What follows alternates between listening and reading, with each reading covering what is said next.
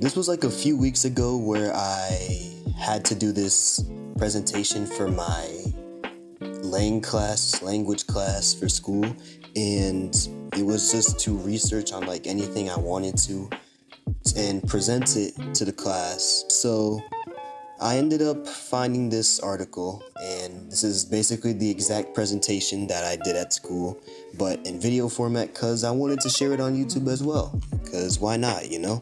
I feel like it's pretty important for people to know about. And so, yeah. So, without further ado, I hope everyone is doing well. I promise I won't take too much of your time, but I just want to share this story of this unfortunate family, all from the cause of artificial intelligence.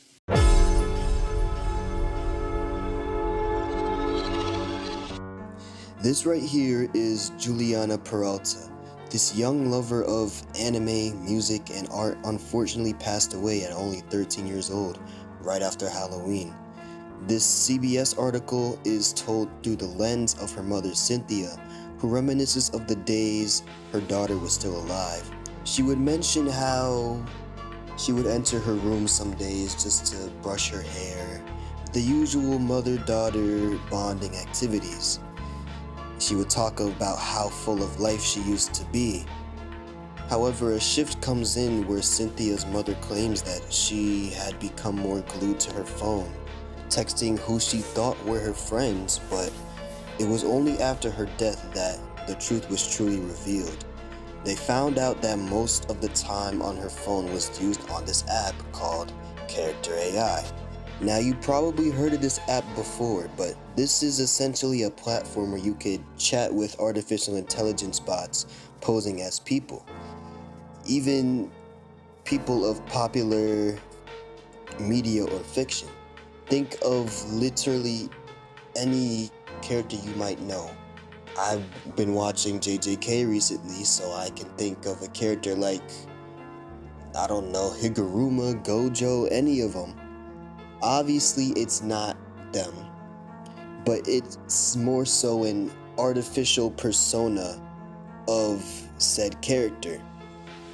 So, what was different for Juliana, though, is that the more and more she used this app, she began to seek comfort and confidence with the AI character she talked to, so much to the point where she would even share her suicidal thoughts.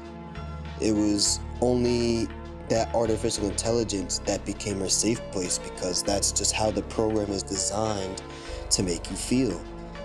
It's just going to say what you want to hear at the moment, all the while not providing any sort of actual help in return. Which is why Juliana ultimately still met this demise. Anyway, I believe the message of this article is to say how people have to be wary with how much time they spend with artificial intelligence, and how it may seem like a real quick and easy solution, but it doesn't bring any actual emotional benefits. In the grand scheme of things, it's all still a ruse. Sadly, this is a case where we did not have a happy ending, and Cynthia was not able to save her daughter in time. She states herself that if it wasn't for the app, she believes that her daughter would have still came to her parents instead, and she would still be here.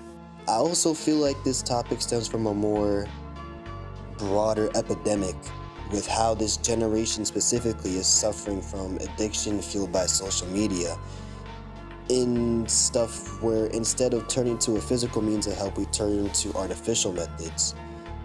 Artificial intelligence is not going away anytime soon. It's in fact going to keep being a part of our lives as time goes on.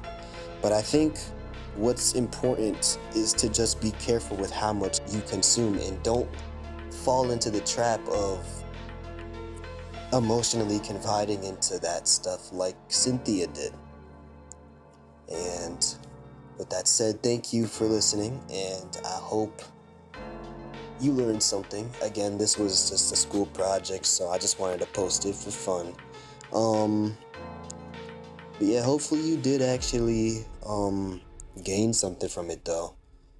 And I hope to see you in the next time I post a video. So who knows? I'm cooking up some stuff as usual, you know.